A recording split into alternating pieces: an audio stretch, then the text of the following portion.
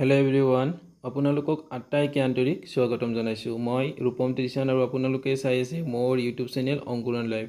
আজিৰ এই ভিডিঅ'টোৰ আৰম্ভ কৰিবলৈ লৈছোঁ ডিব্ৰুগড় ইউনিভাৰ্চিটিৰ পৰা প্ৰকাশ পোৱা এখন নটিফিকেশ্যন, আৰু এই নটিফিকেশ্যনখনত কি কি বিষয়বস্তু সন্নিৱিষ্ট কৰা হৈছে আমি এই ভিডিঅ'ৰ যোগেদি ডিটেইলছ আলোচনা কৰিবলৈ চেষ্টা কৰিম। নটিফিকেশ্যনখনৰ মাজলৈ গৈছোঁ।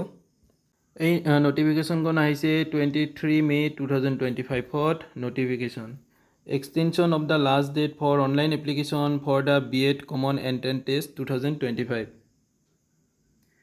This is to inform all concerned that the last date for submitting online application to appear in the B.Ed Common Entrance Test 2025 Dibrugarh University has been extended to June 1.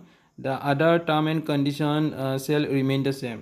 So, যিবোৰ কেণ্ডিডেটে ডিব্ৰুগড় ইউনিভাৰ্চিটিৰ অধীনত B.Ed কৰিব বিচাৰিছে কিন্তু এতিয়ালৈকে online application submit কৰিব পৰা নাই, তেওঁলোকৰ বাবে ডিব্ৰুগড় ইউনিভাৰ্চিটিয়ে অনলাইন এপ্লিকেশ্যন ছাবমিশ্যনৰ লাষ্ট ডেট জুনৰ 1 তাৰিখলৈকে বঢ়াই দিছে। চ' কেণ্ডিডেটসকলে জুনৰ 1 তাৰিখলৈকে অনলাইন এপ্লিকেশ্যন ছাবমিশ্যন কৰিব পাৰিব। যদি কেণ্ডিডেটসকলে বিচাৰে ডিব্ৰুগড় ইউনিভাৰ্চিটিৰ B.Edৰ এণ্ট্ৰেন্স এক্সামৰ ওপৰত সবিশেষ ভিডিঅ', তেতিয়া মোৰ ডিছক্ৰিপশ্যন বক্সত ভিডিঅ'ৰ লিংক দিয়া আছে, তাত গৈ কেণ্ডিডেটসকলে চাব পাৰিব।